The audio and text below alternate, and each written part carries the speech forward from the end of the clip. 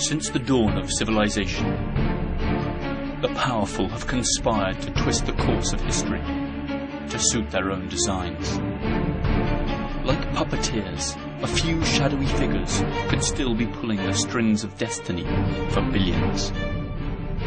Those who cry conspiracy are usually mocked at. Sometimes the truth is so obvious it goes unnoticed.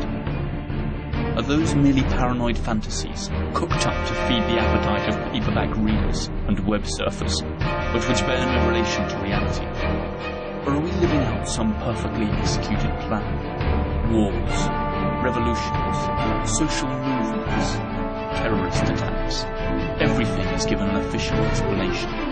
But perhaps nothing is what it seems to be. Let's dare to unveil the incredible world of secret societies. The world is flooded with secret societies. Their members range from unknown citizens and eccentrics to top executives in the most important companies, banks, and even governments. Some have become famous in recent years because of the boom in conspiracy literature. 3 of them in particular in recent years have caught the public eye: Skull and Bones, the Bilderberg Group, and the Council on Foreign Relations, or the CFR. To their members, these are nothing but innocent fraternities or simple think tanks. To their critics, parallel world governments. As always, the truth lies somewhere in between.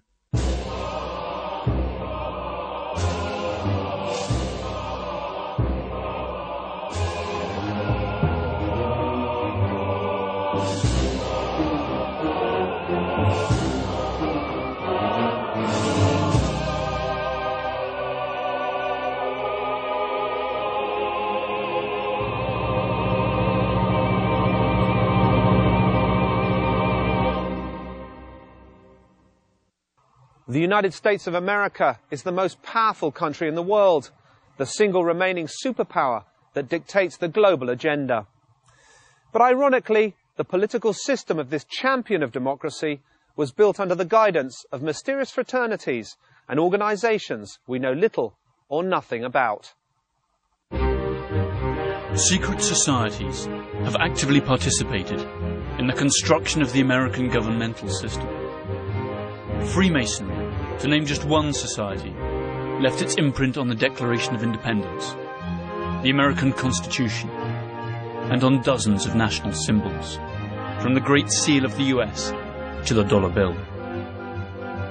This American passion for secrets, rituals, and exclusive clubs has been particularly strong in its universities, where the fraternity system was developed. The fraternities, or frats as they're most commonly referred to, are student associations with academic and philanthropic goals. However, they also abound in codes of silence and initiation rites, very similar to those found in Freemasonry and other secret societies. The first ever recorded frats were the Flat Hat Club and the Phi Beta Kappa, both founded at Yale University.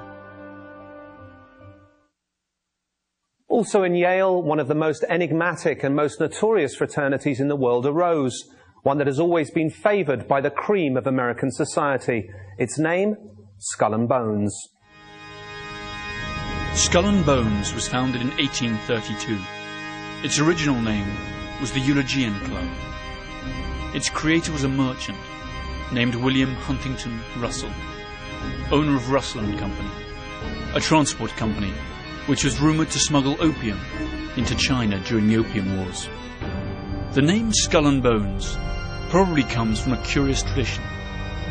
During their meetings in the campus chapel at Yale, the society used to hang a skull and 2 crossed shin bones upon the door, as a warning that they should not be disturbed. The society was also known as the Order of Death, Cooperation Star, or simply the Order.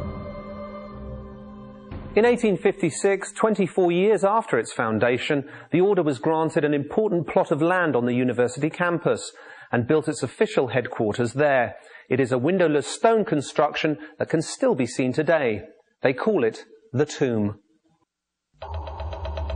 The tomb has a dark, labyrinth-like layout. that spans 3 floors and an attic. It compromises a number of halls and secret cabinets, chambers with mannequins in full armour, candlesticks, old photos, flags and manuscripts, and a sinister collection of bones, supposedly belonging to historical figures, including the skulls of Mexican revolutionary Pancho Villa and the Indian chief Geronimo, and even that of Panamanian dictator General Omar Torrijos. In the keep of the labyrinth, there is a vault with the enigmatic number 322 on the door. Inside, there are just 2 chairs and a table. This was where the candidates are said to meet Madame, a skeleton that is supposed to be that of Madame Pompadour. Their passion for bones and skulls could be considered in bad, albeit innocent taste. However, a much more serious accusation hangs over the Brotherhood of Death. It's sympathy for the Nazis.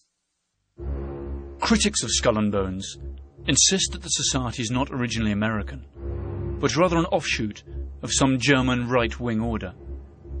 This could well be true. Its founder, William Russell, did indeed live for some time in Germany before attending to his senior year at Yale. And it was actually on returning to the USA that he established the fraternity. Always according to its critics, the number 322, the order's identifying number, hides a coded message. The 32 represents the year of its foundation, 1832, and the additional 2 stands for the fact that it's the 2nd chapter within an international order. Alexandra Robbins, a Yale graduate and author of a book on the subject, stated that the society owns a valuable collection of Nazi objects and memorabilia, and eats its dinners off Hitler's private silver service. A large part of their liturgy is written in German. Who was the fool? Who was the wise man, beggar or king? Whether poor or rich, all's the same in death.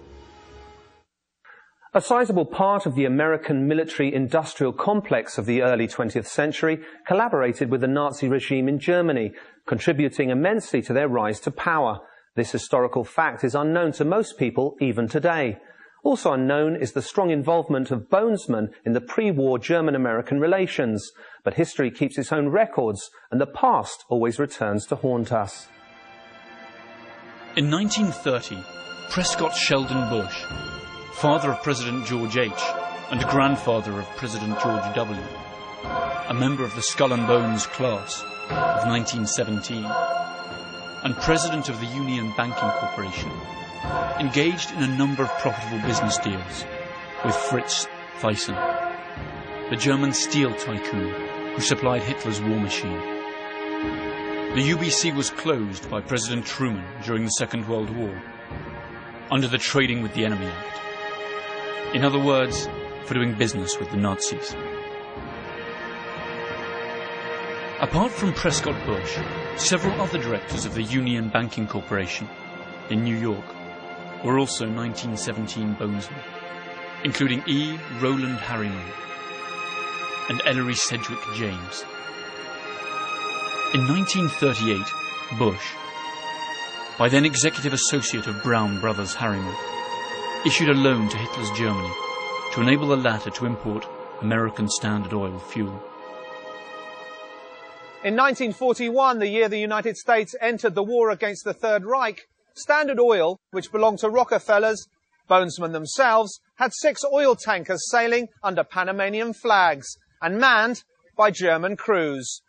These vessels carried fuel from their American refineries to the Canary Islands, where their German submarines were being refueled. In the meantime, Allied troops were losing their lives on European battlefields. Investigator Anthony Sutton claims that Skull and Bones is not at all an American society, but a branch of a foreign secret society. According to this expert, it is one of the reasons why secrecy in the order is so vital. However, the list of its members is a true who's who of American society. Many of these influential personalities are advocates of the American way of life.